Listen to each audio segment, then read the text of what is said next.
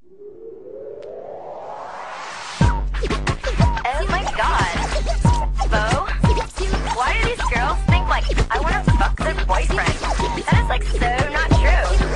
Their boyfriends, like, want to fuck me. Like, oh my god. I know I'm hot and all, but, like, that is so wrong. You know? So, like, I'm not. I ain't tryna fuck your man.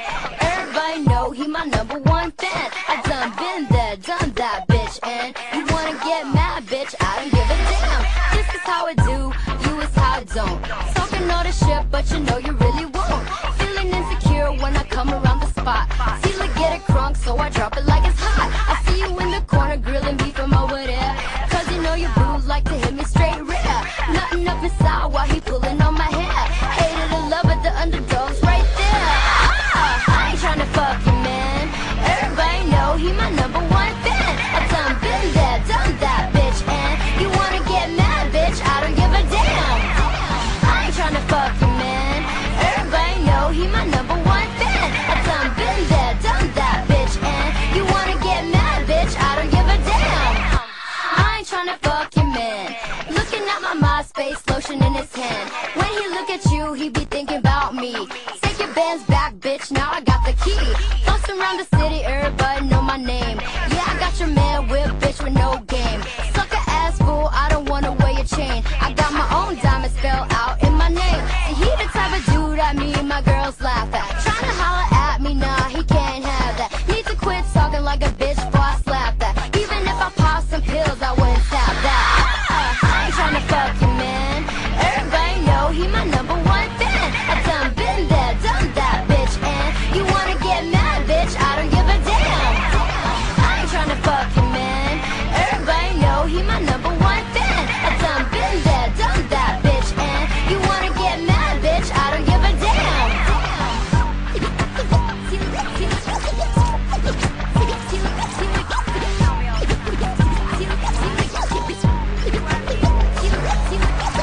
Bitch, I got a suggestion. Get your ass out my face. Don't ask no question. Not from H-Town, fool. You know what to do.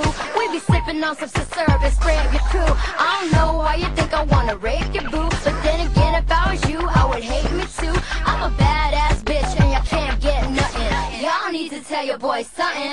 Bitch, I ain't tryna fuck you, man. Everybody know he my #1 fan. I done been there, done that, bitch. And you wanna get mad, bitch? I don't give a damn. I ain't tryna fuck you, man.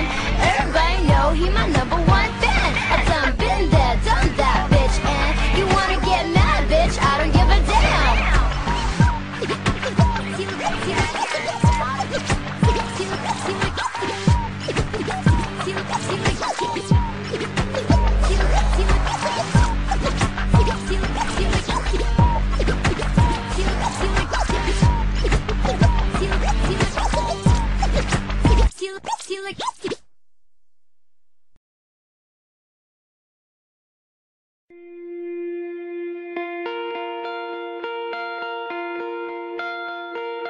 My father came from Japan in 1905. He was 15 when he immigrated from Japan. He worked until he was able to to actually build a store. Let me tell you a story in the form of a dream. I don't know why I have to tell it, but I know what it means. Close your eyes, just picture the scene as I paint it for you. It was World War II when this man named Kenji woke up. Ken was not a soldier.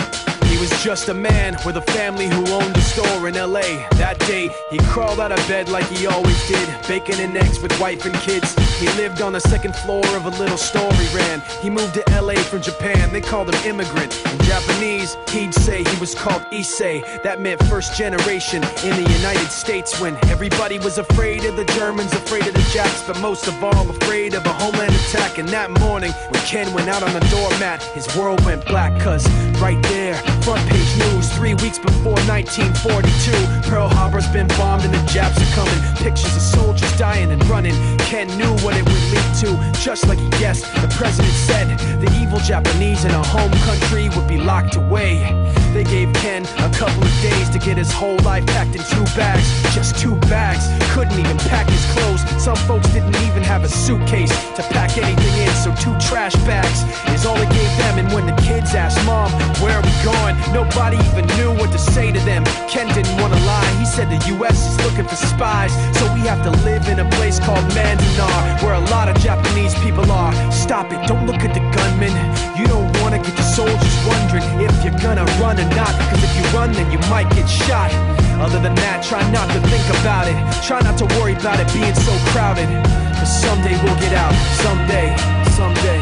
As soon as war broke out, so the FBI came and they just come to the house and you have to come. All the Japanese have to go. They took Mr. Need and people couldn't understand why they had to take him because he's just innocent laborer. So now they're in a town with soldiers surrounding them. Every day, every night, look down at them. From watchtowers up on the wall, Ken couldn't really hate them at all. They were just doing the job and he wasn't gonna make any problems. He had a little garden, vegetables and fruits that he gave to the troops in a basket his wife made. But in the back of his mind, he wanted his family's life saved. Prisoners of war in their own damn country, what for? And time passed in the prison town. He wondered if he'd live it down if and when they were free. The only way out was joining the army. And supposedly, some men went out for the army, signed on, and ended up flying to Japan with a bomb. That 15-kiloton blast put an end to the war pretty fast. 2 cities were blown to bits. The end of the war came quick, and Ken got out. Big hopes of a normal life with his kids and his wife. But then they got back to their home, and what they saw made him feel so alone. These people had trashed every room, smashed in the windows and bashed in the doors, written on the walls and the floor, "Japs not welcome anymore." And Kenji dropped both of his bags at his sides and just stood outside. He looked at his wife without words to say. She looked back at him, wiping tears away, and said, "Someday we'll be okay, someday." Now the names have been changed, but the story's true. My family was locked up back in '42.